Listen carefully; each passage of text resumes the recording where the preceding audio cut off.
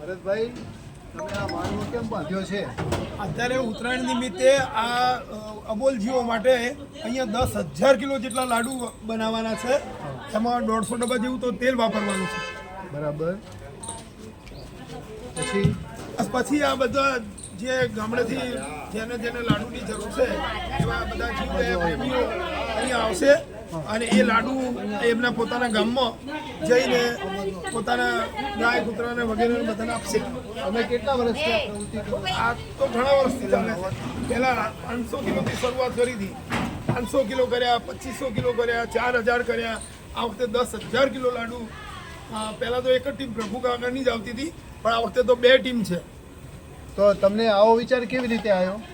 લોકો રોડ ઉપર જ્યારે બિસ્કિટ નાખતા હતા ત્યારે મેં જોયું કે બિસ્કિટમાં તો તેલનું ટીમ્પું નથી અને આટલી ઠંડીમાં આ અબોલ જીવોનું પ્રોટેક્શન કેવી રીતે થશે, એમની હ્યુમિનિટી પાવર કેવી રીતે રહેશે. એટલે મને એકવાર 500 કિલો લાડુ બનાવવાનો વિચાર આવેલો. બરાબર.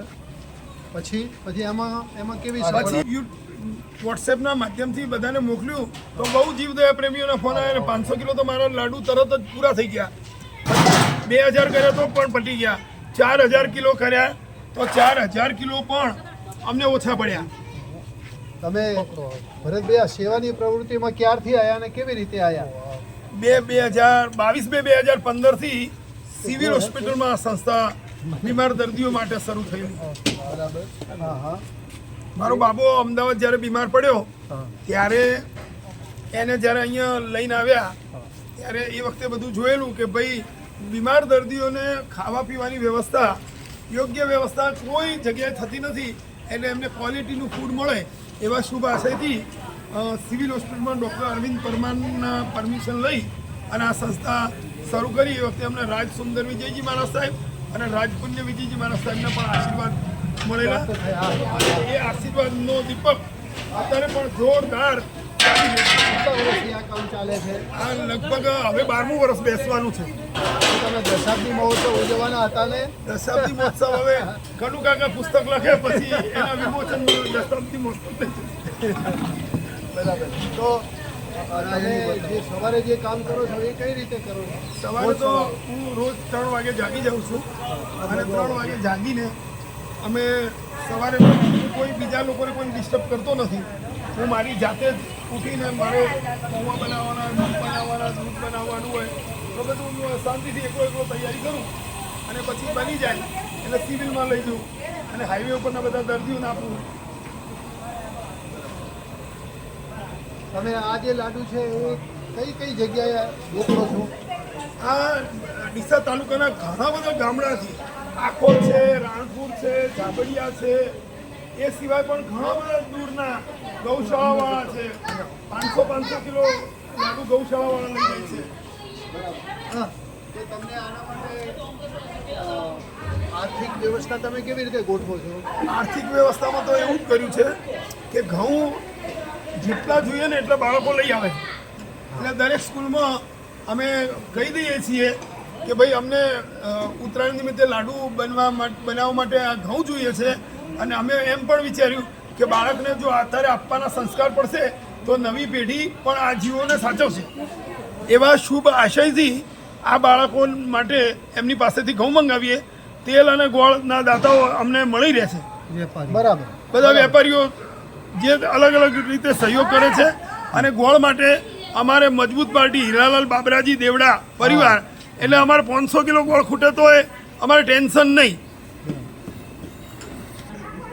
આજે ભરતભાઈ કે જેઓ ભરતભાઈ ભાગ્યશાળી નામથી ઓળખાતા એવા ભરતભાઈના ત્યાં હું અને માન્ય કનુભાઈ આચાર્ય સાહિત્યકાર કે જેઓની સાથે આજે હું અહીંયા આવ્યો છું કે જે આજે એક ડીસા શહેરની અંદર એક નવું કંઈક એક ઇનોવેટિવ કાર્ય થતું હોય એવું આજે જોવા મળ્યું. જો કે ભરતભાઈના ઘરે આવ્યા પછી આમ એવું દ્રશ્ય જોવા મળ્યું કે મોટી સંખ્યાની અંદર બહેનો એક મૂંગા પશુઓ માટે જે લાડવા તૈયાર કરી હતી એ બહેનો પણ જોવા મળી. સાથે સાથે અહીંયા જે ભરતભાઈ જે અત્યારે હાલ જે કાર્ય મૂંગા પશુઓ માટે જે કરી રહ્યા છે એના વિશે આપણે થોડી હું ભરતભાઈ સાથે થોડી વાતચીત પણ કરીશ. ભરતભાઈ આ જે લાડુ અત્યારે હાલ તમારી પાસે બનાવેલા છે, આમ તો એવું લાગે છે કે લાડુ અત્યારે લોકો પણ ખાઈ શકે એ ટાઈપના લાડવા બનાવે છે. તો એમાં એવું આપે એવી કઈ કઈ વસ્તુઓ એમાં નાખેલી છે અને એ પ્રમાણે કેવા તૈયાર કરેલા છે ભરતભાઈ, એના વિશે આપ શું કહેવા માગો છો? આ લાડુ શિયાળામાં પશુઓને પોષણયુક્ત આહાર મળી રહે એ સુભાષેથી લાડુ બનાવ્યા છે. એમાં ઘઉં, સોયાબીન તેલ અને ગોળ સરસ માત્રામાં એ ગોઠવી અને બનાવેલું છે. અને આ માણસ ખાય ને એવા શુદ્ધ બનાવ્યા છે. દરેક વસ્તુ ચાળીને ગળીને ટીમ્પું પાણી અળગણ નહીં વાપરવાનું. જો મારું ગયણું પણ એને નળીએ બાંધેલું જ છે, એટલે અમે કશું અહીંયા બિલકુલ માણસને પીરસી દો તો ચાલી જાય એવા લાડુ બનાવ્યા છે. સરસ મજાની વાત કરી ભરતભાઈ. એવું કહેતા તરીકે કે એમને એ વાત કરી કે અત્યારે આ જે લાડવા બનાવે છે લોકો પણ ખાઈ શકે અને મૂંગા પશુઓ પણ ખાઈ શકે એ પ્રકારના સુંદર મજાના એમને લાડુ તૈયાર કર્યા છે. ભરતભાઈ, આ લાડુ અંદાજે કેટલા તૈયાર કર્યા છે આપે? 2 દિવસથી આ કામ ચાલે છે. અત્યારે 500-600 કિલો લાડુ તૈયાર છે. આજે પાછા બીજા 500 કિલો બનશે અને લગભગ 10,000 કિલો લાડુ અહીંયા તૈયાર કરવાના છે. બરાબર, બહુ સરસ મજાની વાત કરી કે એવું પોતે વાત કરી કે 10,000 કિલો લાડુ તૈયાર કરવાના છે. જો કે અહીંયા જે લાડુ તૈયાર કર્યા છે એ લાડુ લેવા માટે પણ એક ભાઈશ્રી ગામડેથી આવ્યા છે, એમની સાથે પણ આપણે થોડી ચર્ચા કરીશું. મારી સાથે ભાઈશ્રી આવેલા છે, એમની સાથે થોડો પરિચય લઈ લઈશું. ભાઈશ્રી, આપ કયા ગામથી આવેલા છો? હું જાબડિયાથી. અચ્છા, શું નામ છે આપને પૂરેપૂરું નામ? હરેશભાઈ દવે. હરેશભાઈ, આપ કેટલા વર્ષોથી અહીંયા લાડવા જે મૂંગા પશુઓ માટે લેવા આવો છો? ઘણા સમયથી આવું છું. ભરતભાઈને લગભગ 3 વર્ષથી ઓળખું છું અને ત્યારથી હું લઈ જાઉં છું. 3 વર્ષથી બરાબર. દર વર્ષે લાડુ લઈ જાઉં. આજે પણ 55 કિલ્લા લેવા આવ્યો છું. કેટલા કિલો લેવા આવ્યા છો લાડવા આજે? આજે લેવા આવ્યો છું. ફરી પાછા કાલ પરમ દિવસ ઉત્તરાયણ સુધી લઈ જઈશ. જ્યાં સુધી બનશે ત્યાં સુધી લઈ તો. અચ્છા, તમે આ જે લાડુ લઈ જાઓ છો શું ભાવથી લઈ જાઓ છો તમે? 50 રૂપિયા ખાલી મજૂરીનો ભાવ. ખાલી મહેનત એમને જે આ લોકોને મહેનતાણું આપે જ, બાકી આ કોઈ ખર્ચો નથી લેતા એ લોકો. અને લાડુ પણ સારા છે, માણસ પણ ખાઈ શકે એવા, પણ આ અબોલ જીવ માટે બનાવ્યા છે. બહુ પૌષ્ટિક છે. એમાં કપાસિયા તેલ છે, ગોળ છે અને ઘઉં પૈડાવીને બનાવે છે. એટલે ચુરમિયા લાડવા કે અમારા ગામડામાં શું કહેવામાં આવે છે? ચુરમિયા લાડવા. અચ્છા. અને અમારા બ્રાહ્મણોના તો બહુ પ્રિય છે. હું તો દર વર્ષે લઈ જાઉં છું અબોલ જીવ માટે, ગાય કૂતરા માટે દર વર્ષે લઈ જાઉં છું. ભરતભાઈને ખબર છે. બરાબર. આજે પણ ગાડી લઈને આવ્યો મારી અને એમાં 55 કિલો અત્યારે લઈ જવાનું છું. બહુ સરસ, બહુ સરસ. સરસ મજાની વાત કરી એમને કે લોકો પણ ખાઈ શકે એ પ્રકારના સુંદર મજાના લાડુ તૈયાર કર્યા છે. એમને પણ આનંદની એક લાગણી વ્યક્ત કરી. ખૂબ સુંદર મજાની વાત કરી. મારી સાથે વાતચીત કરવા માટે આપનો ખૂબ ખૂબ આભાર. Thank you very much. Thank you very much. જોકે અહીંયા લાડવાઓ મોટી સંખ્યાની અંદર જે બહેનો અત્યારે બનાવી રહી છે, બહેનો સાથે આપણે થોડી ચર્ચા કરીશું. કેમ છો? મજામાં. બરાબર. તમે જે આ લાડવા બનાવો છો અહીંયા અત્યારે હાલ તમે ભરતભાઈ ભાગ્યશાળીના ત્યાં લાડવા બનાવવા આવેલા છો, શું તમને અહીંયા કેવું લાગ્યું લાડવા બનાવો છો? તમને સરસ લાગ્યું ને અમે આ મજૂરી અમારે મજૂરી મળે જાય એમને પણ થોડું ધરમ થાય. બરાબર, એમના માટે લાડુ બનાવે છે અને સારી કાર્ય છે, કોઈ ખોટી કાર્ય છે નહીં. બરાબર. એટલે બહુ વ્યવસ્થા અમને સૌ સારું લાગે છે. આ શું અમને 25 રૂપિયા મળે અમને અને અમને પણ પૂન થાય છે. પૂનની પૂન થાય ને સરસ મજાના બનાવે લાડુ. મોણસે ખાય ને પશુ ખાય એવા લાડુ બનાવે છે તો જીવ થઈ જાય કે મોણસે ખાઈ શકે. બરાબર. શું નામ છે આપનું? અંશાબેન. અંશાબેન એવી વાત કરી કે બહુ સરસ મજાના લાડવા બનાવ્યા છે. અત્યારે અમે લાડવા બનાવીએ છીએ એનો પણ અમને વિશેષ આનંદ છે.